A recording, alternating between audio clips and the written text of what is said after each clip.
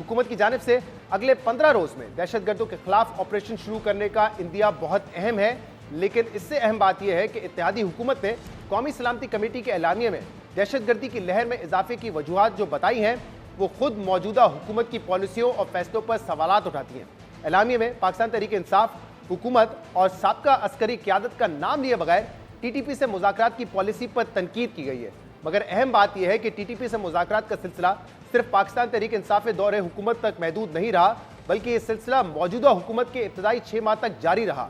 आज तो मौजूदा हुकूमत के वुज़रा मुज़ाकरात की पॉलिसी और नरम गोशा का इल्ज़ाम साबका दौरे हुकूमत पर डाल रहे हैं, मगर यही वुज़रा पाकिस्तान तहरीक इंसाफ हुकूमत जाने के बाद खुद इस बात का एतराफ़ करते थे कि TTP से मुज़ाकरात दुरुस्त तौर पर जारी हैं। मुज़ाकरात की ओनरशिप सिर्फ हुकूमत या फौज नहीं बल्कि पूरी पार्लियामेंट ने ली है और इस पर पीपल्स पार्टी भी ऑन बोर्ड है।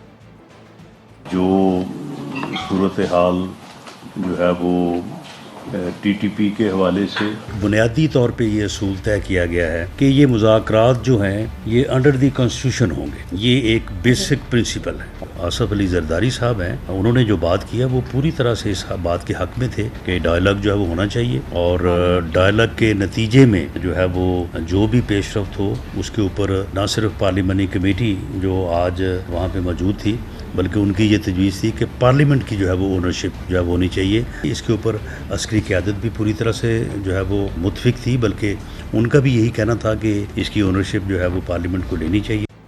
कल जारी होने वाले एलामिये में TTP के जंगजों की वापसी को भी तनकीद का निशाना बनाया गया और इनकी वापसी को दहशतगर्दी में इजाफे की वजह बताया गया, मगर अहम बात यह कि कुछ माह पहले तक वजीर दाखिला राना सनाउल्लाह खुद इस पॉलिसी का दिफा करते हुए कहते थे कि कुछ जंगजू ऐसे भी हैं जिनके साथ उनकी फैमिली है, उनके बच्चे हैं, तो क्या उन्हें शरीफ शहरियों की तरह पुरअमन जिंदगी गुजारने का मौका नहीं मिलना चाहिए?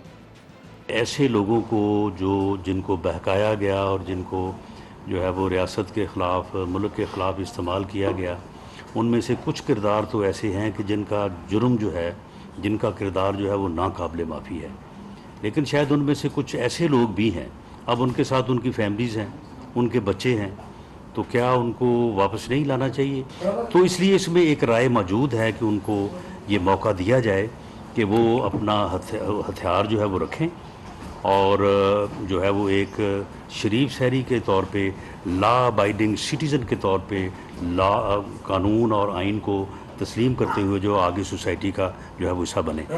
वफाकी हुकूमत ने मुल्क में दहशतगर्दों के खिलाफ एक और ऑपरेशन शुरू करने का ऐलान किया है, जिससे ये सवालात जन्म ले रहे हैं कि क्या मिलिट्री ऑपरेशन जारी रहने के दौरान इलेक्शन के लिए सिक्योरिटी फराहम करना मुमकिन है या नहीं। मगर अहम बात यह है कि चाहे 2008 के इंतखाबात हो या 2013 के, माजी में इन दोनों इंतखाबात से पहले मुल्क में मिलिट्री ऑपरेशन जारी थे, मगर इसका इलेक्शन के इनेकाद पर कोई असर नहीं पड़ा था। फरवरी 2008 में आम इंतखाबात से 2-3 माह पहले मालकन डिवीजन, सवात और जनूबी वजीरिस्तान समेत दीगर इलाकों में ऑपरेशन राय हक, ऑपरेशन जलजला समेत मुख्तलिफ ऑपरेशन शुरू किए गए थे। इसी तरह 2013 में इलेक्शन से 3 माह पहले खैबर एजेंसी की वादी तीरा में ऑपरेशन राह शहादत शुरू किया गया था, मगर इन ऑपरेशन का इलेक्शन पर कोई असर नहीं पड़ा। मगर अब हुकूमत माशी और सिक्योरिटी मसाइल की बुनियाद पर पंजाब में इलेक्शन में ताख़ीर चाहती है।